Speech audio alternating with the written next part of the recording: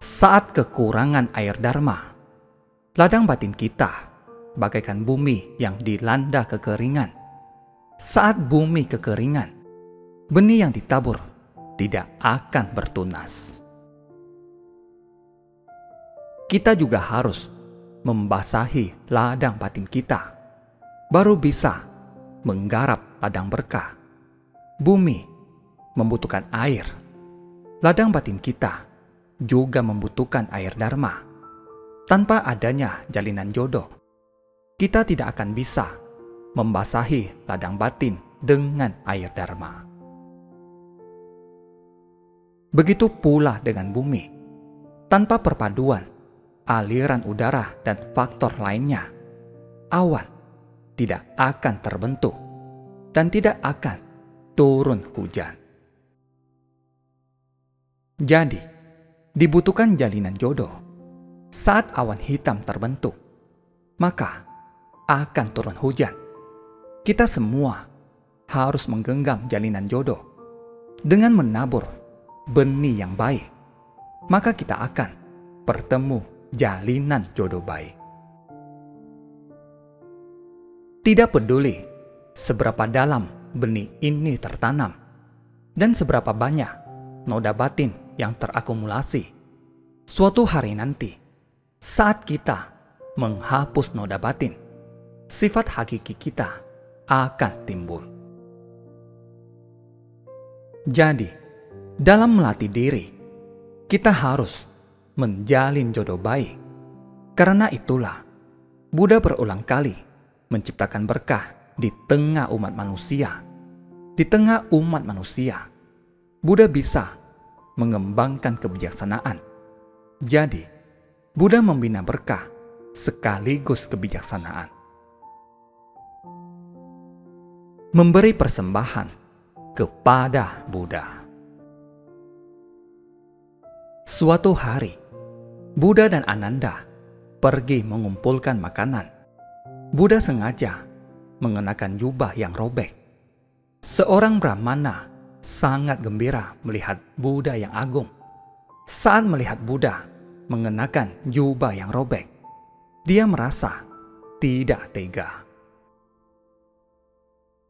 Dia lekas menggunting sepotong kain di rumahnya dan mempersembahkannya kepada Buddha. Buddha sangat senang dan berkata kepada brahmana itu, "Dengan membangkitkan niat baik seperti ini, kelak engkau juga akan menjadi Buddha." Mendengar hal ini, banyak orang yang memberi persembahan meski bukan orang berada. Jadi, setiap orang mempersembahkan kain kepada Buddha. Buddha juga memberkati mereka semua. Ananda lalu berkata, "Buddha, apa jalinan jodoh di balik semua ini?" Buddha berkata bahwa berkalpa-kalpa yang lalu ada seorang Buddha, Buddha Vipassina, yang memimpin lebih dari 90.000 anggota sangha berkelana di sebuah negeri. Rakyat di sana sangat menghormati mereka. Suatu hari, seorang menteri pergi ke vihara dan memohon kepada Buddha Vipassina, "Buddha, aku sangat ingin memberi persembahan dan berharap Buddha Vipassina bisa menerimanya." Buddha Vipassina bertanya, "Persembahan apa yang ingin engkau berikan?" Menteri berkata, "Izinkan aku memberikan persembahan selama 3 bulan." Buddha Vipassina pun menyetujuinya. Menteri itu sangat gembira dan pulang untuk melakukan persiapan. Kemudian, raja pun datang. Raja berkata kepada Buddha Vipassina, "Aku mempunyai satu permintaan.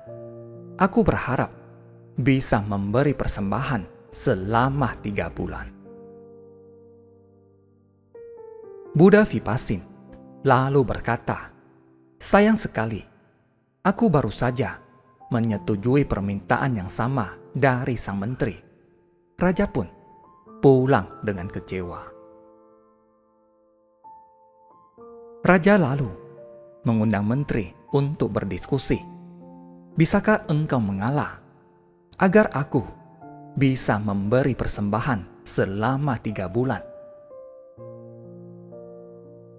Menteri berkata, bisa, asalkan Baginda bisa menjamin bahwa 3 bulan kemudian aku dan Buddha Vipasin masih hidup, serta tidak terjadi bencana, agar aku bisa memberi persembahan.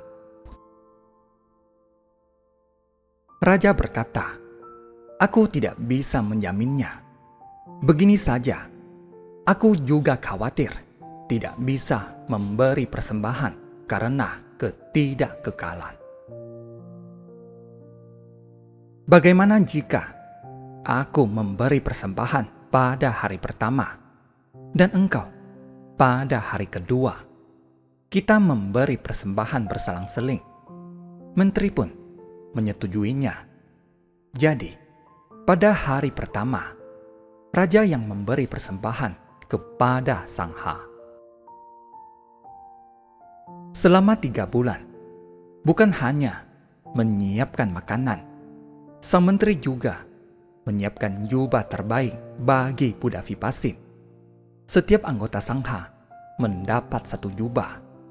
Dia memberi persembahan yang sama kepada setiap anggota Sangha.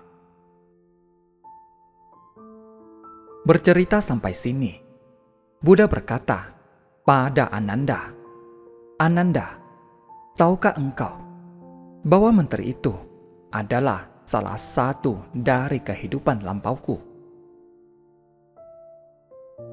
Saat Buddha Vipasin datang ke dunia ini, aku memberi persembahan dan mempelajari Dharma dengan sepenuh hati.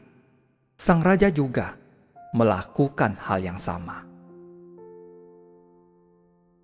Karena itu, sang raja semakin rajin memberi persembahan kepada Buddha. Berkat jalinan jodoh ini, sang raja bisa menjadi bodhisattva Maitreya yang akan menjadi Buddha di masa mendatang. Buddha mengenakan jubah yang robek saat pergi mengumpulkan makanan, sehingga Brahmana yang melihatnya memutuskan untuk memberi persembahan dan menginspirasi orang-orang. Karena itu, Ananda menanyakan jalinan jodoh di balik semua itu. Buddha menciptakan berbagai jalinan jodoh untuk membabarkan Dharma. Ini membutuhkan jalinan jodoh. Ladang batin semua makhluk juga membutuhkan jalinan jodoh agar bisa dibasahi oleh air Dharma. Sifat hakiki kita yang murni juga tertanam dalam. Dengan adanya basuhan air Dharma, barulah sifat hakiki kita akan perlahan-lahan timbul. Terima kasih, semoga bermanfaat.